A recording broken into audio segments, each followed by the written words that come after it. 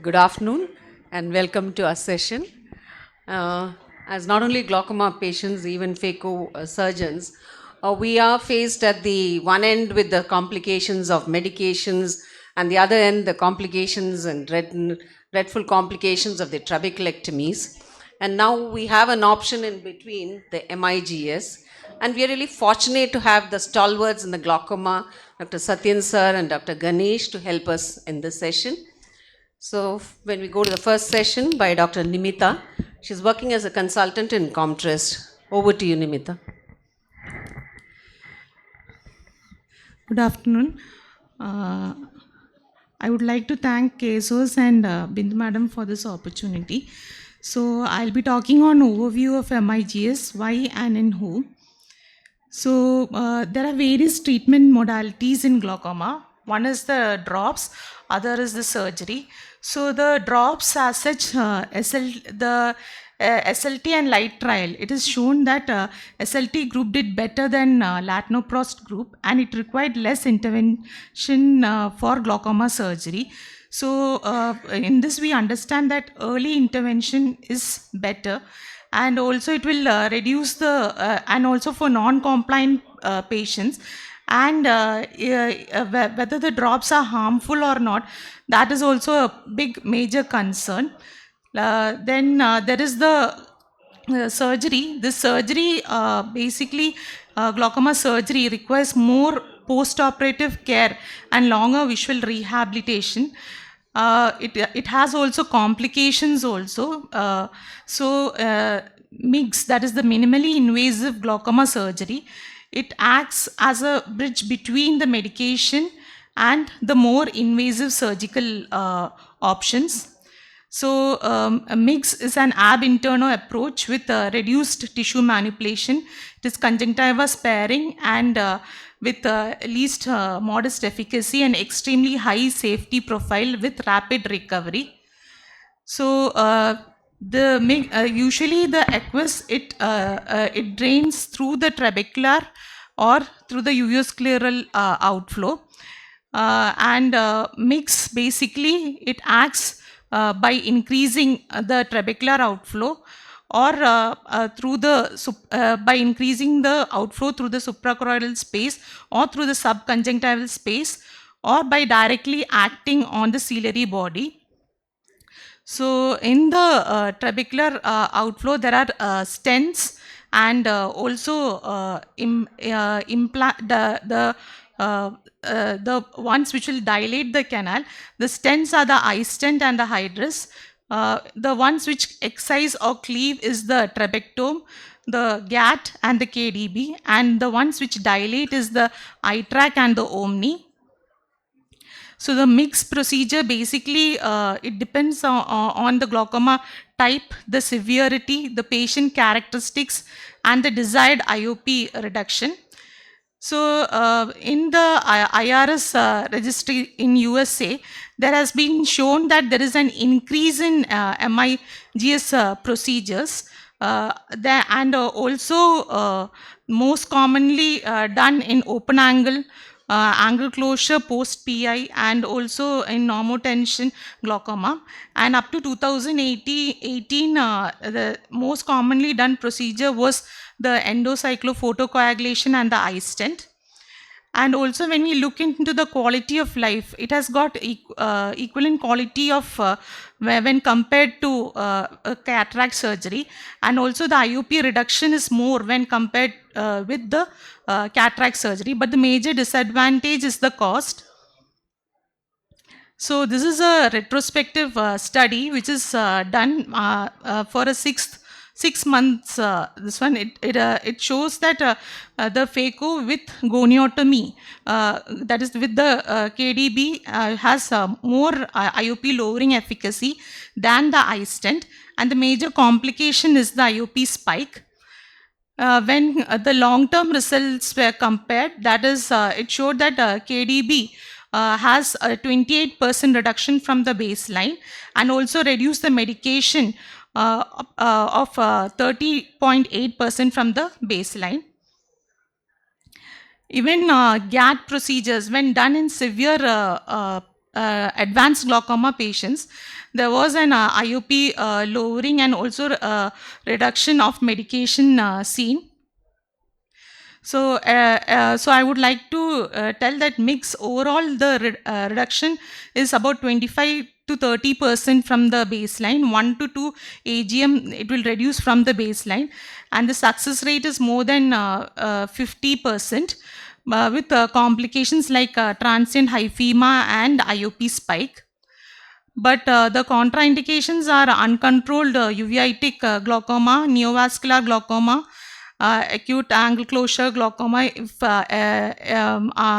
and also in iStent and trabeculectomy, it is the peripheral anterior synechiae. If it is there, it is contraindicated. And CyPass and iStent supra, there can be history of uveitis and scleritis. Thus, to conclude, we have to understand the devices and the procedures so that we can enhance the patient care, and I can ultimately strive to preserve vision in glaucoma patients. Thank you. Thank you, Dr. Nimita. We'll have the questions at the end. I request Dr. Bindu to speak to us on the very important aspect of Migs, that is how to do intraoperative gonioscopy.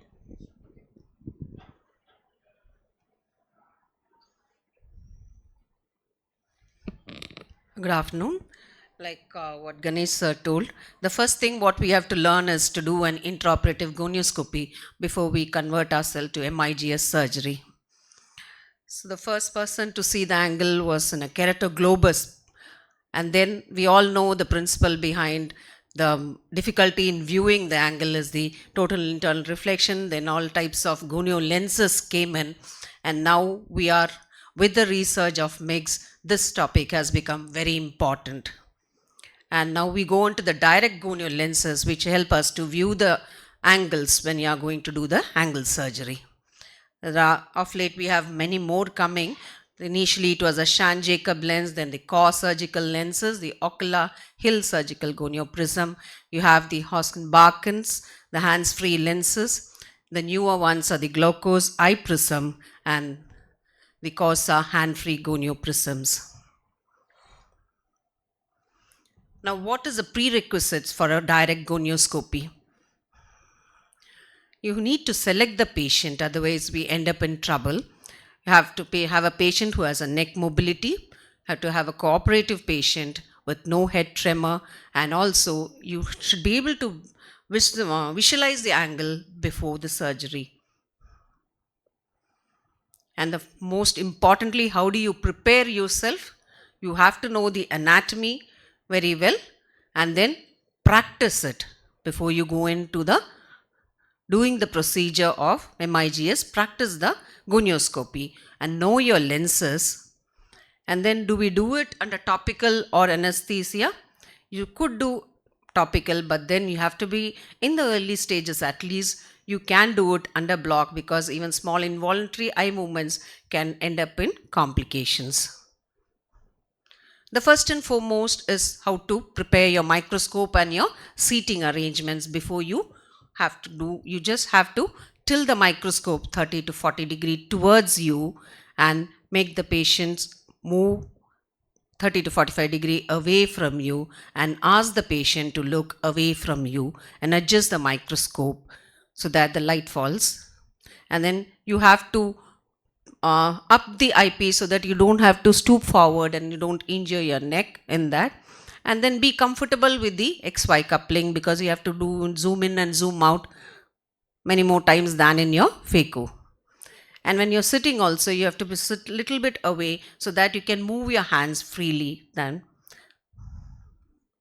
Some people mark it prior so that this much bend will be they make it ideal so that the next time they keep another surgery, already they can go to the pre-marked thing. But it is not always the same. You can customize it many times you do, and then you know how much to bend and all that. This is what the sitting position. Phaco, you keep your hands close to you, but here you have to have some space so that you can move your hands also. So the ultimate is the line the coaxial light parallel to the iris plane. then increase the magnification, increase the light intensity to view the structures. Then comes now which gonio lens to select. The Schwann-Jacob was the most commonly used one. It is reusable. Then you have the Glaucose eye prism with an expanded field of view. And as I mentioned earlier, the hands-free Coryza lenses. We also have the costlier ones, the TVG lenses. And then before we start the procedure, we have to dock the cornea lenses. You know, the cornea is highly innervated structure and then it can induce pain. So, you know, either you give a paracaine drops or you can do it under block. And then I'll just show you a video.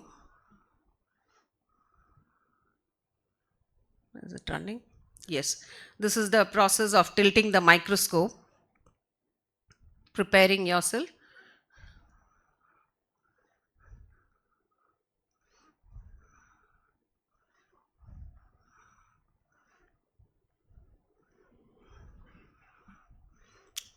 Tilt the head of the patient away from you and also ask the patient to look away.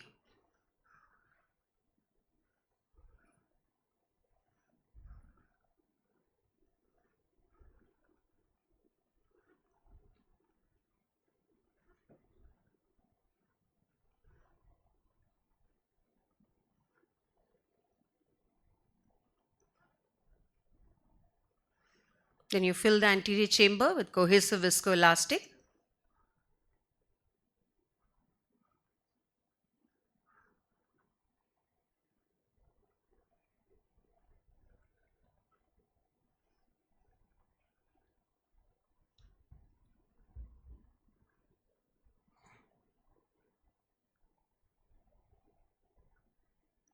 And then put the visco over the cornea. And then you keep the gonio lens with your non-dominant hand. And then finally adjust to view the angle.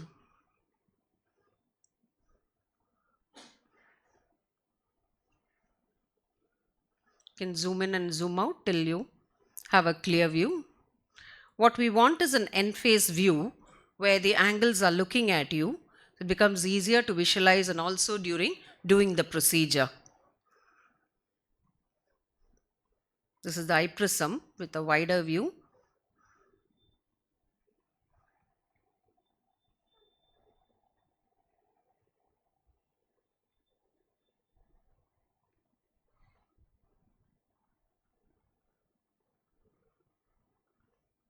So what we don't want is a steep angle view where you keep your lens more anterior and it becomes difficult, not only difficult in visualization, also difficult when you're doing a procedure and introducing the instrument to do the procedure.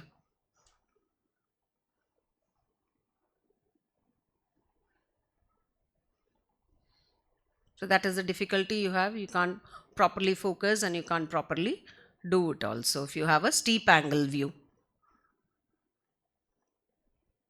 Now, other difficulties that we face is, especially when blood comes under the gonial lens, the view gets obscured. And here, what we have to do as a phacosurgeon is make your incision more clear corneal. And during initial stages, we tend to put a lot of pressures and you get corneal folds, and then just release it and readjust, and you get a view. And sometimes even air gets under the lens, and you have difficulty in visualizing the angle.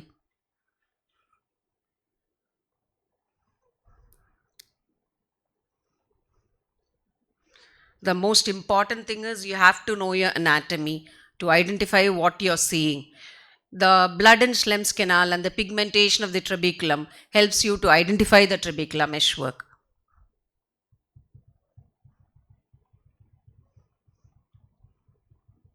Oh, sorry.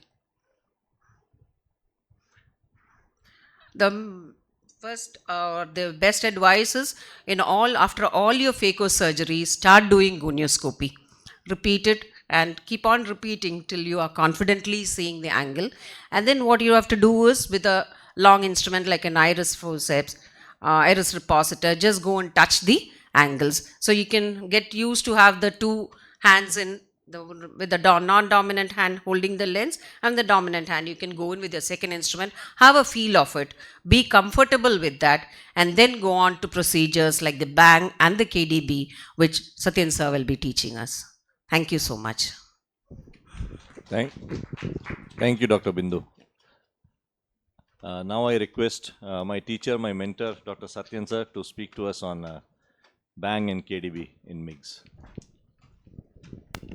Thank you, Ganesh, and thank you, Bindu, Namita, and KSOS for this wonderful opportunity. I just have a question to all of you. How many of you are here practicing glaucoma? Just raise your hands. So 4, 6, 7, 8. Okay, 8, 9. Okay, all three of you are. So how many of you really want to do MAGS from?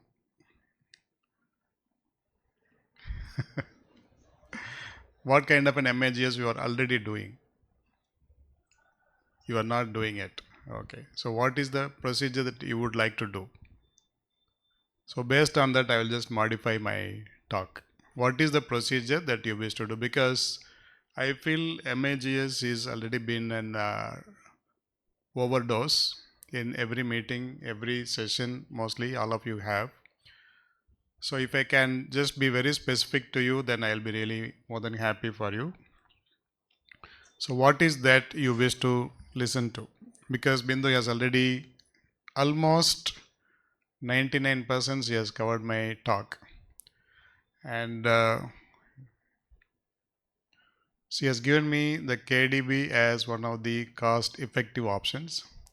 I'm not sure what was running in her mind. The KDB people are also here, so they wish to give you all free KDBs. So I have to understand that. So bang definitely is a cost effective option. How many of you have heard Keith Barton's talk on Thursday? Okay, super. So Keith Barton's talk was very nice, very practical talk. For them, the MAGS procedure seems to be, he was not in favor of MAGS other than the pressure flow, which he feels is working. But all the remaining procedures other than the GAT, he said is not that great.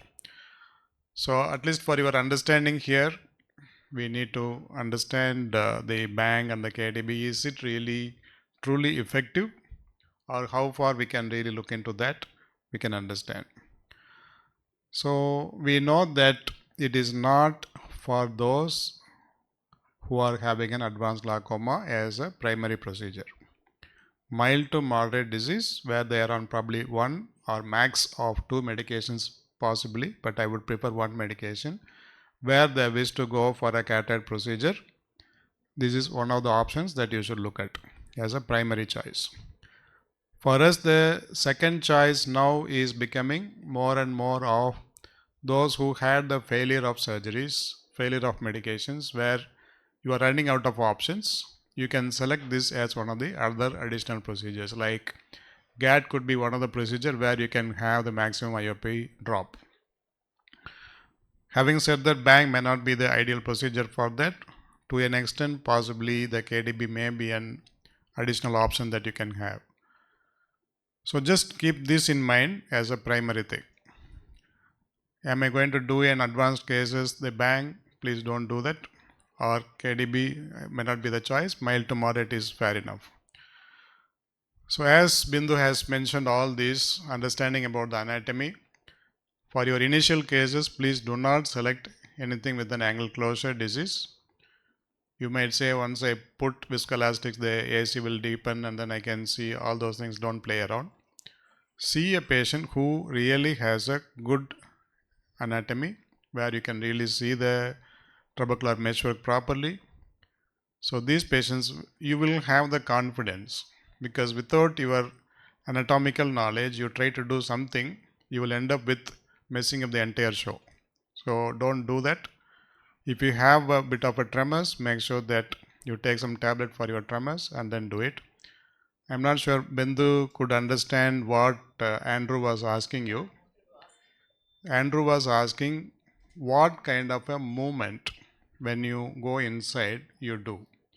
Is it, just watch my hand, there are two movements that you do when you are doing your images. One is take this and then move it like this.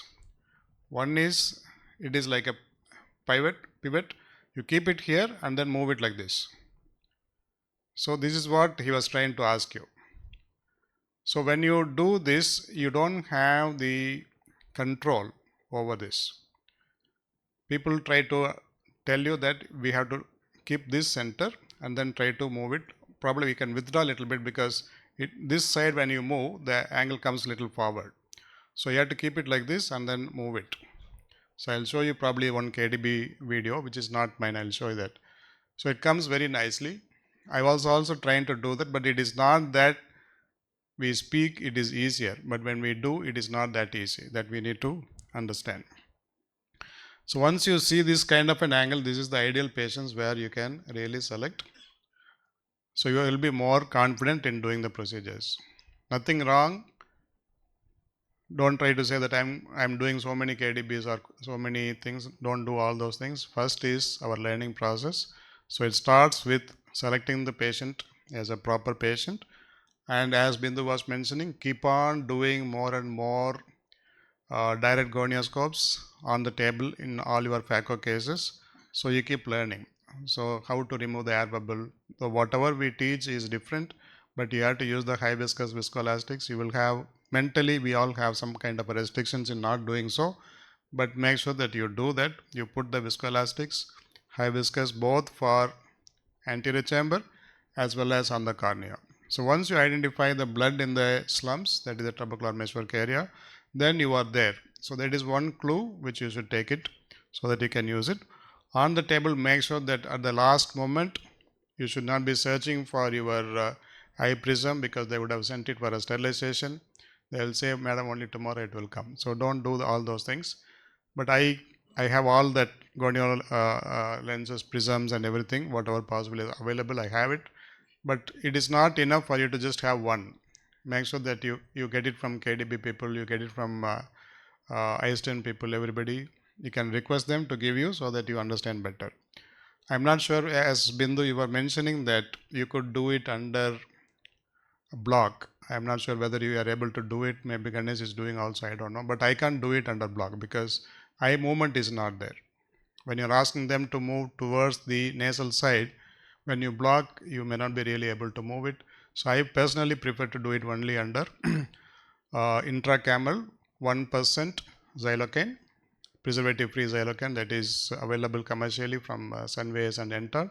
You can use it, but otherwise, always when you finish the phaco, make sure that you re-inject again the local anesthetics. Otherwise, the patient will feel the pain. Definitely will feel the pain. But topical paracaine, I am not comfortable, but I use only the intracameral. So it is your personal choice. High viscous viscoelastics, and of course the needle. Bending the needle is actually it is towards you. So I'll just show you the needle bending for MAGS. So I'll just run it a little faster. So the needle bending is towards you. The bevel is there, bevel is towards you.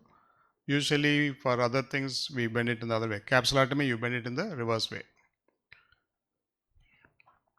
Okay, so that is how you bend the needle, 90 degrees approximately. You can always just adjust it a little bit for your own convenience. And this is the bang procedure. This is one of my initial procedures. It is not that easy as we think. Mentally, everything looks very easy. When I started doing my ICCA, everything was looking very simple. But once I start doing, only the capsule will come, the lens will be there.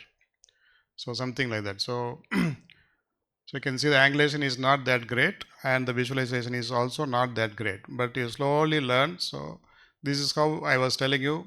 Initially, you will not be able to understand what you're doing because the feel is different. Slowly you start doing, but don't tell the patient entirely only by doing bang that your IOP will come down. Probably you may have to go with your trabeculectomy in those initial cases. Then you will start learning. So I'll just directly move on to the KDB. This is my personal video, but I have one more video which seems to be better one, so you can understand better. I'll show you this. So this is actually Kahook's video. So we'll have a talk from Kahook in January middle. I have spoken to him, so he has agreed for the talk. So there's one initial moment, little bit, and then, so this is a perfect eye to have, something like this.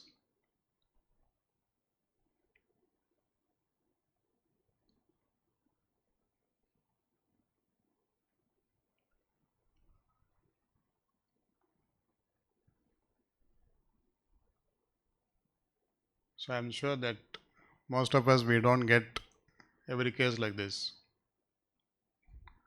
So if it is like this, it is quite easier, and once you have done that, you will have that tubercular meshwork, that membrane will be there. Make sure that we go and remove it. So removing with this forceps is a real task. So you have to use that Alcan, the forceps, that you can easily remove that. So removing this, not every time it is possible. Sometimes we may not be able to remove with this forceps. These are our regular capsulotomy forceps. That is not good enough for us. And then you can see initial cases when you have anterior and other anterior segment OCTs. I don't know how much you can do it, but see this, how much you have really cut open that area. So I keep doing that in every patient. I am just watching 1 day, 1 month, 3 months. I am keep watching, but many a times we really have not cut the entire area. We have just cut part of the areas. Part of the areas are not cut open. So we have to keep on practicing. It is just a matter of time that you may perfect at some point in time. But don't think that every patient of what we do, we sweep it. It is not that we cut it across all the time. So this will give us a lot of ideas. We are still learning. I won't say we have already learned everything and then we can teach you the entire story of things. But we are keep on learning. But at one point in time, as of now, the KDB definitely works to an extent. Bang is relatively okay. iStent also works to an extent, but we'll have to see. GAT as of now has the highest IOP drop in all the procedures. Definitely that is a cost-effective procedure. When you are doing the KDB, as of now, we are not going to use it only for one single patient. When we use it for a couple of patients or few patients, then definitely it works out to be a cost-effective procedure. So thank you so much for patient listening. Thank you, sir. Now we go on to Dr. Ganesh on fundamentals of GAT. I'd like to especially thank Ganesh because he took up this topic in the last minute. Thank you so much. Thank you, Over to madam. you, Dr. Ganesh. Thank you. Thanks to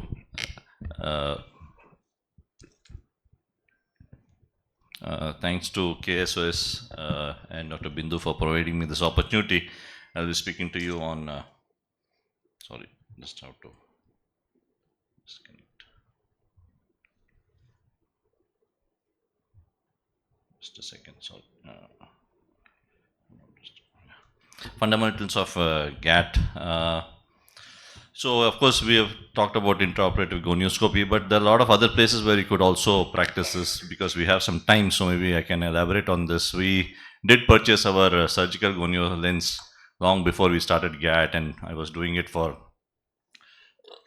using certain things in the OT, for example, repairing a cyclodialysis cleft, trying to place the glaucoma drainage tube in the sulcus and making sure that it's really is there. For example, here in this video, after placement of the tube, you could put a gonio lens and make sure that you see the tip of the GDD in the correct position, and goniosynucleolysis.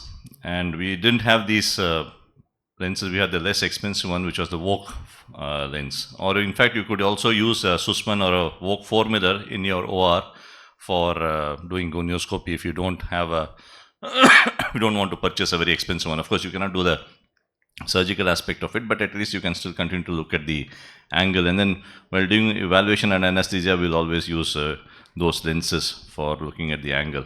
So if you have a scleral wound which has sort of fish mouth, then you could always check intraoperatively also that you have a bulge there, like you can see in the image in the bottom.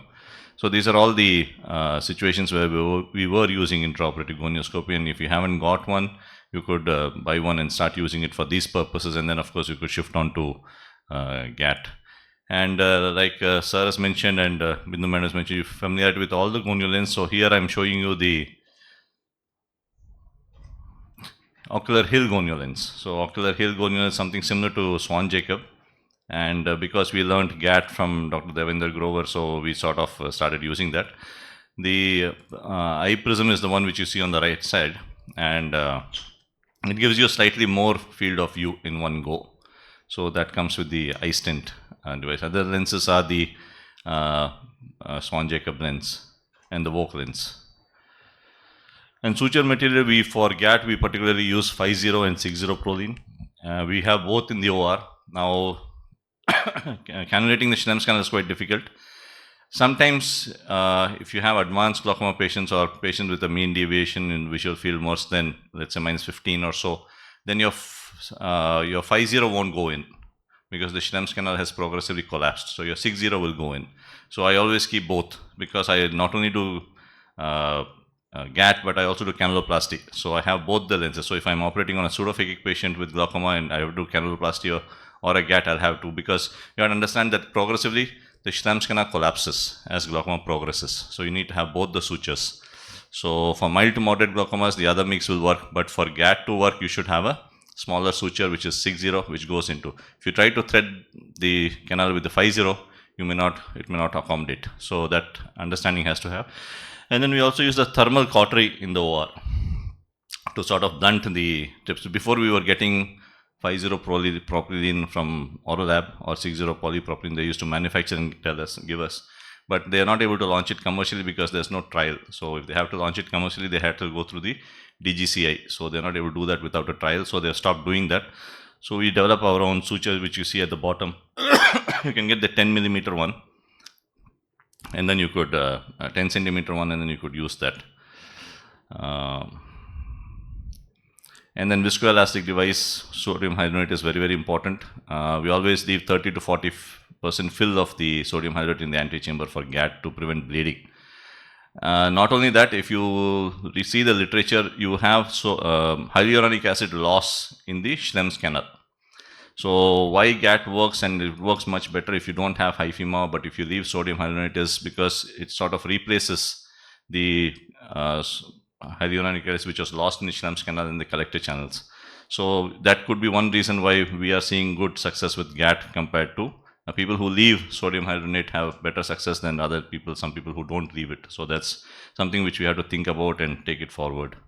HPMC is a strict no. It's only used for docking the lens, but don't use it in the antechamber. Don't leave it. It's quite inflammatory, and you can get a lot of scarring with HPMC. So that's a strict no-no. Angle anatomy is very, very important. This is an article from Dr. Vinay Gupta's group from AIMS. They studied the juvenile glaucomas, but many of the angles which you see, mild to moderate glaucomas, actually they are in the same age group, and you may find this sort of pattern. So the one on the top is the normal appearing angle. So that's where you can even see the sliver of ciliary body at the bottom here. Some areas here you can see the ciliary body band. Above that is the scleral spur, and then you have the trabeculum. Here what you see in B is a featureless angle.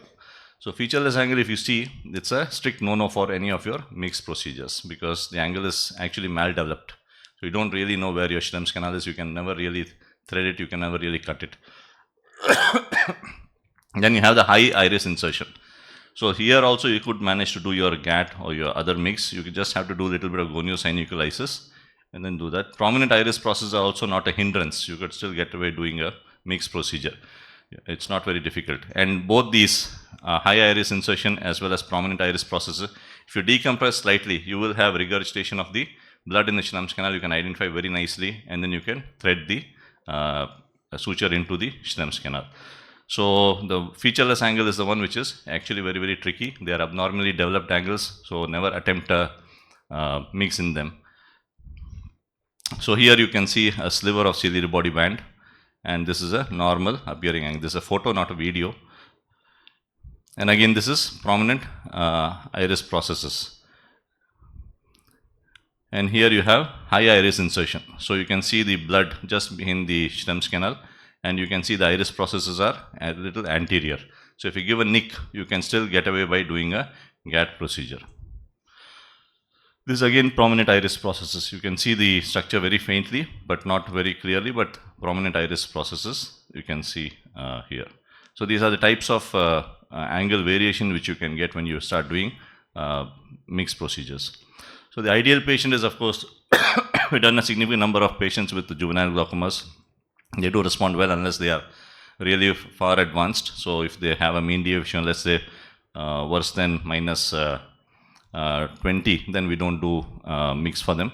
But better than that, you can get away by doing a mixed procedure for them, especially GAT works well with them.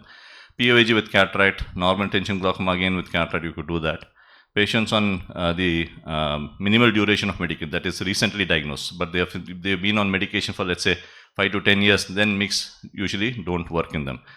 And if you got a patient who's got a trab or combined trab in the other eye, then this eye mix does very well, and they get a very good response. These are some patients you could think of.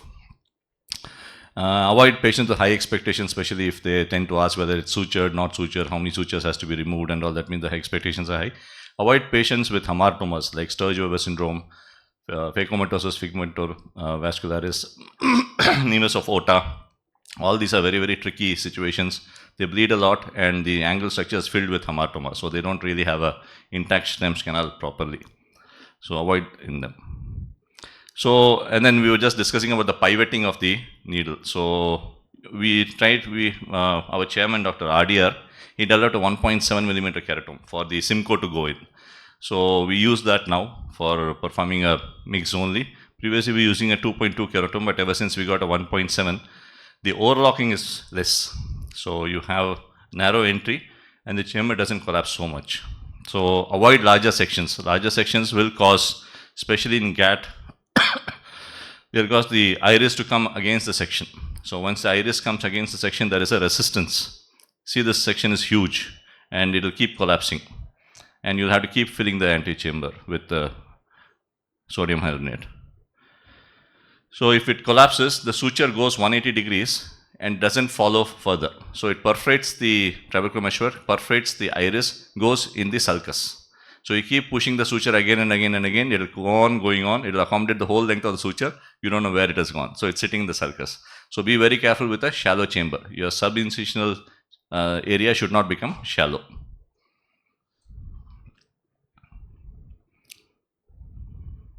So, and you initially when you start, this is another mistake which we make. We should go in injecting. We should not go there and inject. So once you go there and inject, air bubble will come out first because the viscoelastic has a property to retract. So the initial tip of the cannula gets filled with air bubble. Once you inject, it sort of releases the air bubble first, and then view is hampered. So introduce the cath, and how you have to, what is the way you know that you are in the correct position is, the curvature of the suture should follow the Schrem's canal. So if it's going perpendicularly down, it's pierced the sulcus, or root of the iris has gone into the sulcus. So it shouldn't be a straight line, it should be a curved line of the suture. So as you can see here, I'm pushing it against the wall of the, and then threading it in. So you push it against the wall of the suture. And because it's a larger section, you can see the visco coming out from the incision. So the left to right movement is a strict no-no. So what you're supposed to do is, especially if you were to do a KDB, it should be a pivoting.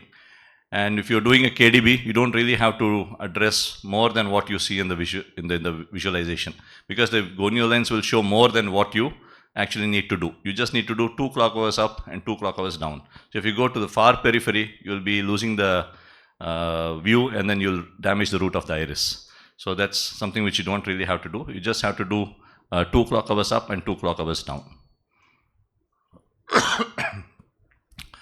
So here the suture appears to have gone in, but if you continue to see, it continues to accommodate. And because the chamber was shallow, it's actually It accommodates the whole of the suture, and I'm going to rotate the gonio lens there, and you can see that the suture is in the anterior chamber. So actually it's not gone into the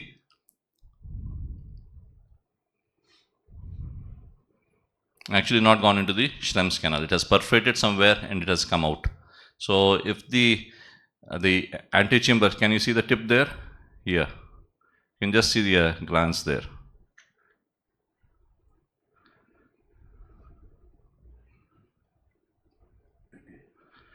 So the intraocular pressure has to be sufficiently high for the suture to be accommodated in the Schlemm's canal. If the intraocular pressure drops, the suture will come out. Either it will, most probably invariably will come out into the anterior chamber. You can see the tip of the suture on the extreme right.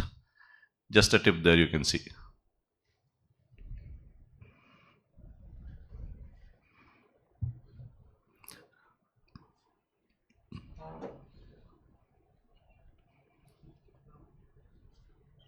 So the same patient, another patient, what's happening here is I'm introducing the suture, but it's going down straight down. It's not going into the Schlemm's canal. So it's perforated into the, can you control, are you controlling? आप control कर रहे हो? नहीं? No, it's not playing. Play it. Okay, leave it. Okay. It's not playing. Okay, fine.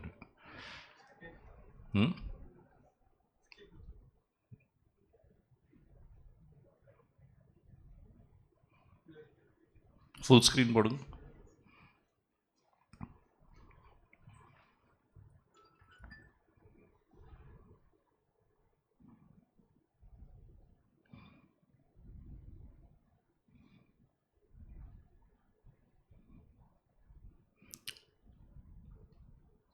So you see this direction, suture, part of the suture is straight.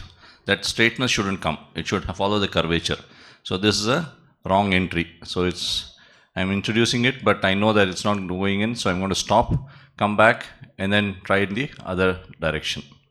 So this dipping down of the suture shouldn't happen. It should just follow the Schlemm's canal.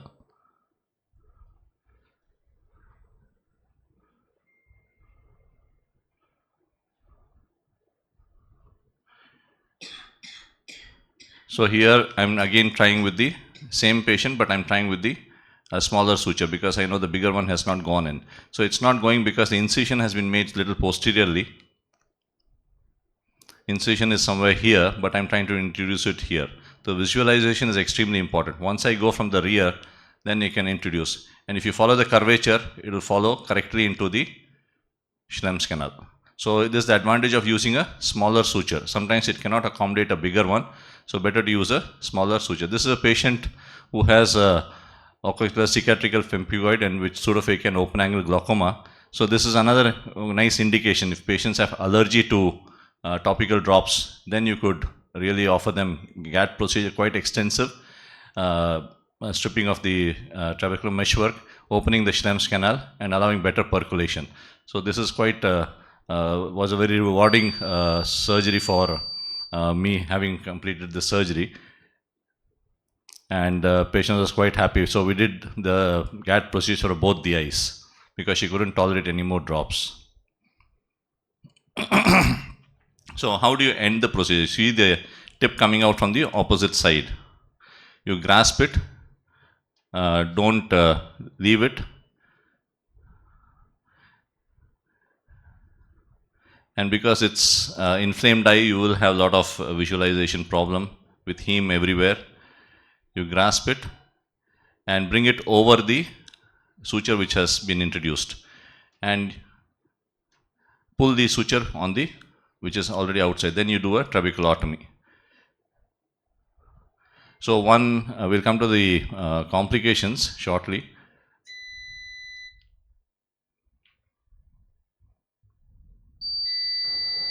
So this is a patient of juvenile open angle glaucoma whom we operated the other eye. The first eye was done some time back, and this is the second eye she has undergone. And like I said, we always leave 40% fill in the anterior chamber. So this, you can see that the pupil reacts very well. This first post-op day, visual acuity of 6/6, pressure of around 10 and 11 somewhere, and The other eye has been operated 1 year back. Yes, yeah. You could also combine with a small incision cataract surgery. So we sometimes encourage our fellows to do the surgery, and after the placement, the important thing is you must secure the wound. With a large wound, there is likely to be loss of viscoelastic, and then you could do the same procedure, GAT procedure, with a combined cataract and glaucoma surgery. If you want, you can do a superior small incision section, and then temporarily you could use the corneal wound to do the GAT procedure. That is also quite possible and feasible.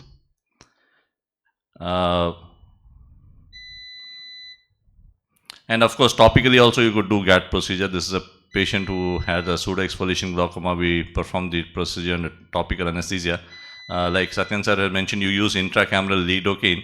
Avoid using phenocaine. Phenocaine has tropicamide and it dilates. So once the pupil dilates, what it does, it will go and stick to the iris, will go and stick to the all cut edges. So cut edges are the leaflets of the trabecular meshwork. You have the upper leaflet, inferior leaflet, and any iris will go and stick to anything which has been freshly cut. So you can see that even when you do a rhexis, if you don't use inflammatory drops, anti-inflammatory properly, iris will go and stick to the cut edge margin of the rhexis margin. So anything which is freshly cut, for example, a wound in the cornea, iris has a tendency to follow the aqueous and go and stick.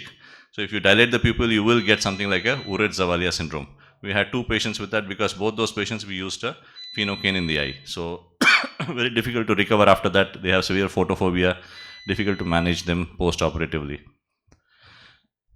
So once the suture is done, they will have a little bit of pain. So it's always better to use intracameral lignocaine for that.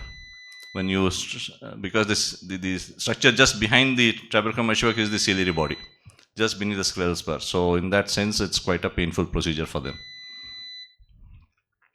So bleeding is important, which always happens in these eyes. And blood, if you notice, it just doesn't happen from the it just doesn't happen from the root of the iris. It will happen from the behind the iris also, and that's because there is shearing stress which has been applied to the whole angle structure, and there's a tendency for the blood to come from the rear of the iris also. So keep the eye always pressurized. It also helps to open the Schlemm's canal, and surgery can be done faster. When you finish it, always put 40% fill of sodium hyaluronate. Iris prolapse, as I mentioned, it can always happen, so use a smaller keratome, and the side ports to be made smaller, especially when you do towards the nasal angle. Lens touch, fortunately we do a lot of GAT and phakic eyes. We not had this problem, but of course it can always happen. So be very careful when you bring out the suture from the eye. Cyclodialysis and iridodialysis is possible. So if you have that, you'll have to do a correction. That's very unfortunate. Small iridodialysis, you can always leave it. So these are all the complications which can happen: PS formation, late bleeding, failed GAT, cyclodialysis, hyphema. And sometimes if you have too much of blood, you have blood behind the IOL. So that requires a early YAG capsulotomy. So within a period of maybe 3 weeks or 2 weeks, 3 weeks, 4 weeks, you may have to do a YAG capsule, because patient's not really very happy. So with this, I'll stop here. Any questions, we'll be happy to take. Thank you for a patient listening. Thank you, sir, for that excellent videos. I think you have both Satyan sir and Ganesh sir here. Any doubts, please?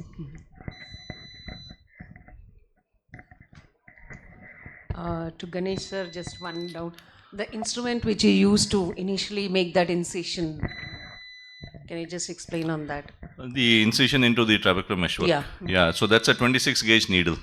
So recommendation is to use MVR blade, but we find the 26 gauge needle is sufficient. So we just give a nick. Many people feel that it doesn't reach beyond the angle, but I have not felt that. It's quite a long. It's 12 point some millimeters, 1.2 centimeters something. So you could access the. So you don't really need MVR blade. They want MVR blade, so you don't need that. You can do it very comfortably with a 26 gauge needle. So we have many pediatric patients. Yes, madam. Pediatric, yeah. Pediatric patients who are on steroids. Other Correct. rheumatological patients on steroids. Steroids. Having bronchial asthma. No, correct. Cannot give timolol. So is this going to be an option for? For They don't have established glaucoma, but ocular hypertension is there. IOP in 30s. the actually I didn't show you.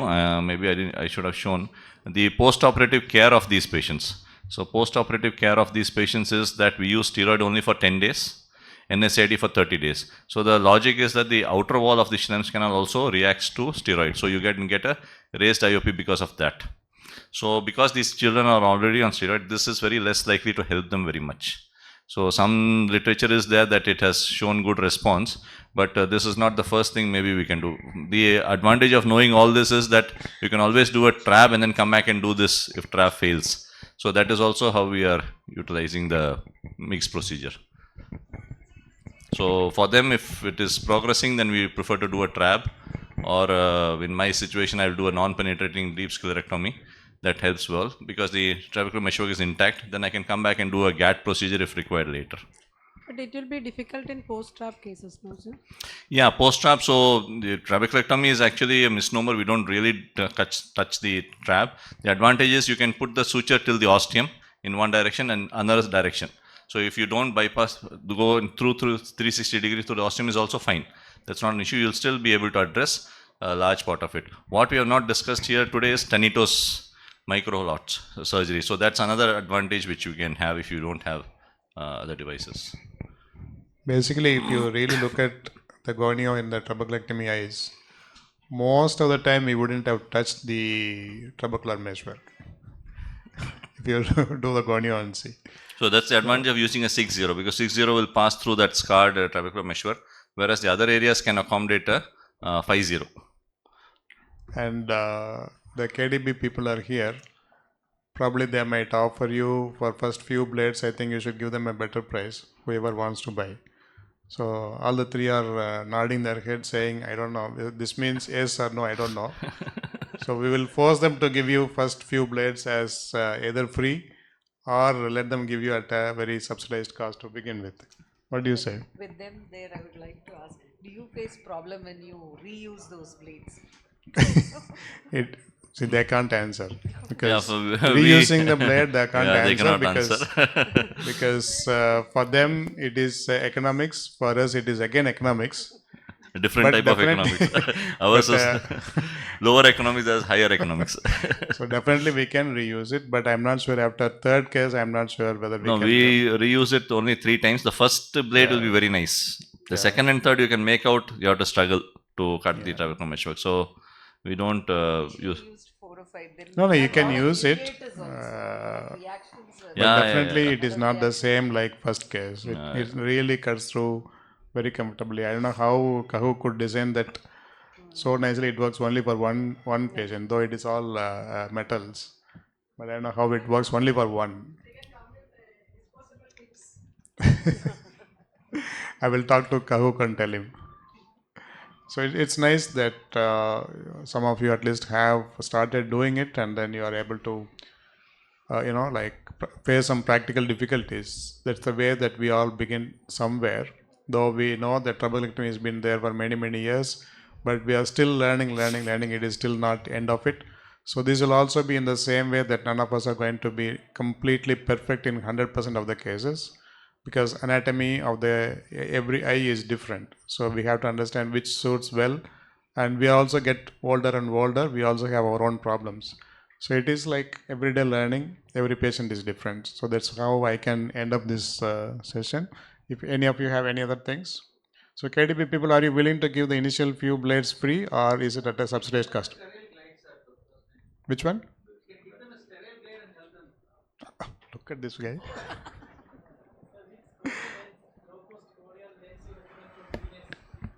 Which gonio lens? Yeah, low cost. I think low cost you can get the Glaucos. It is 7,500 rupees. Yeah. It's a very good. That is the cheapest. Cheapest you can get. You can Yeah, ETU and you reuse. You can always ETU and reuse. If you get 4 or 5 lenses, then for each patient you can use it in ETU. Sometimes you have 4 patients in a theater. Sometimes you have only 1 patient in theater. So it's very difficult to. But if you have the Ocular Hill, which is expensive, it takes 1 month to come, or the Swan Jacob, it also takes 1 month to come. They come from the Ocular Inc. company, and the Suraj High Tech is the people who supply in South. So that you can flash autoclave in the OR. So if I use that first, I send it for flash autoclave, then I use the other lenses by the time it comes back. So you have one expensive, other ones are less expensive. Something like that, you could do some juggling. Thank you, Ganesh sir. Thank you. Thank you, Satyan sir, and thank you, audience, for the interactive session. I request Ranjini madam to give a small memento